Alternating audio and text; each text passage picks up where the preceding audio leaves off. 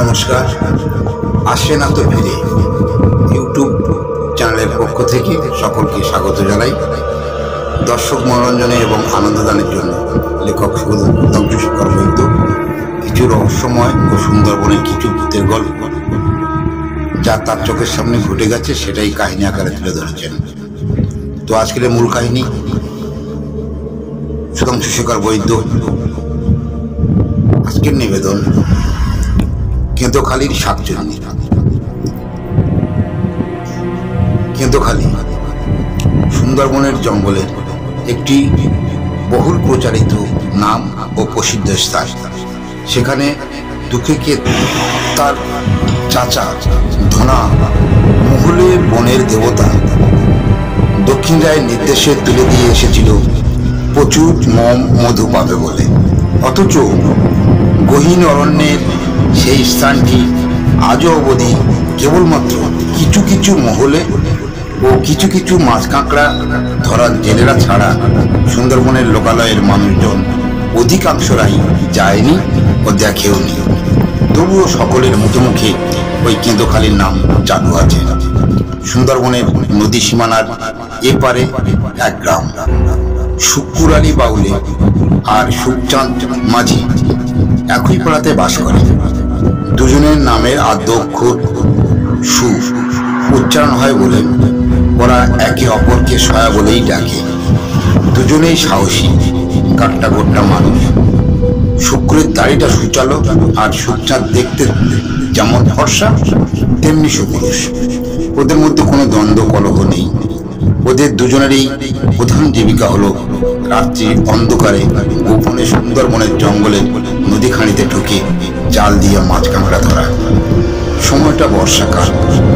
ওই সময়ে সমুদ্রের মাছ কাঁকড়া চলে আসে জঙ্গলের নদীখানিতে ডিম ছাড়ার জন্য।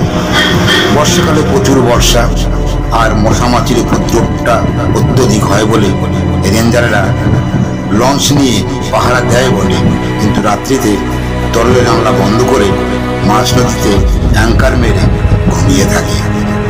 সেই ফাঁকে ওরা দুজন ওদের ছোট্ট ডিঙিটা নিঃশব্দে পাহারা তাদের পাশ কাটিয়ে রাতের অন্ধকার চিরে ঢুকে যায় গহীন অরণ্যের খানিতে।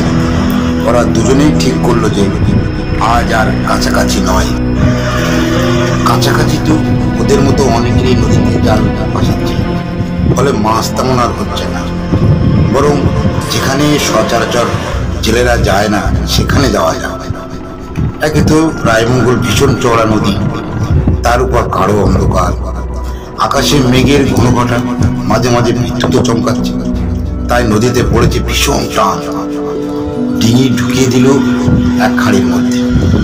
বিদ্যুতের ঝলকানিতে শুকুর আলী চিনতে পারল জায়গাটা, যেখানে সাধারণত কেউ আসে না মাছ ধরতে। ভয়ঙ্কর জায়গা।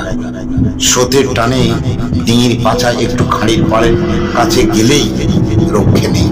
তৎক্ষণাৎ মাঝি ঘাড়ে ঝাঁপিয়ে পড়বে মামা সাহেব, অর্থাৎ বাঘ মামা। কারণ খাঁড়ির সেই বাঁকটা বড়ই সংকীর্ণ। কি করা যাবে? সুখচাঁদ মাঝি খুব সন্তর্পণে বৈঠা বাইতে লাগলো। খাঁড়ি নদীটির দুই পাড়ে ঘন সবুজ গাছগুলি ঝুঁকে আছে খাঁড়ির বুকে। রাত্রি অন্ধকারে মনে হচ্ছে কালো মেঘে ঢেকে আছে খাঁড়ি নদীর সংকীর্ণ বুক। অবস্যার ঘোর অন্ধকার।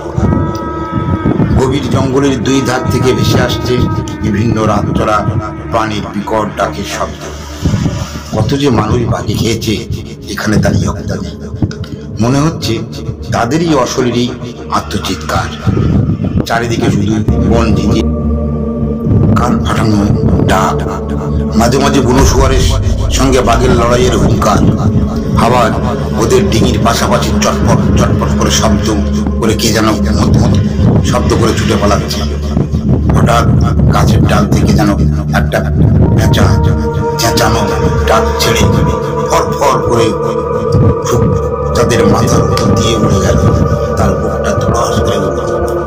সুখচাঁদ মনে মনে নিজেকে যেন একটু দুর্বল অনুভব করল ওই মুহূর্তে। সুখচাঁদ এমনিতে খুব সাহসী ও বলিষ্ঠ যুবক, ভয় ওর কাছে ঘেঁষতে পারে না। তথাপি এত ভয়ঙ্কর জঙ্গলে ও কোনোদিনই আসেনি, তাই যেন বুকটা একটু দলকে গেল।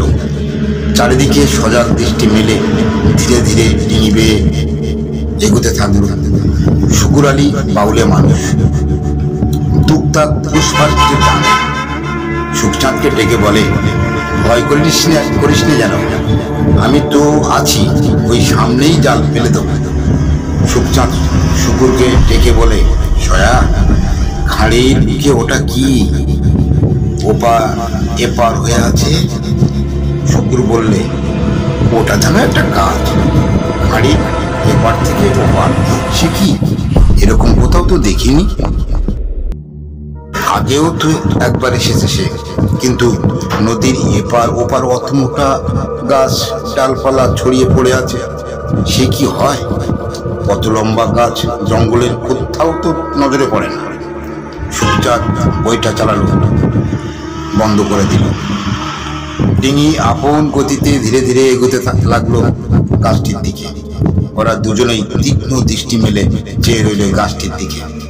হঠাৎ ওদের মাথার উপর দিয়ে সাঁই সাঁই করে একটা ঝোড়ো বাতাস ডিঙে শুধু দোলা দিয়ে সামনের গাছটির কাছে গিয়ে থেমে গেল।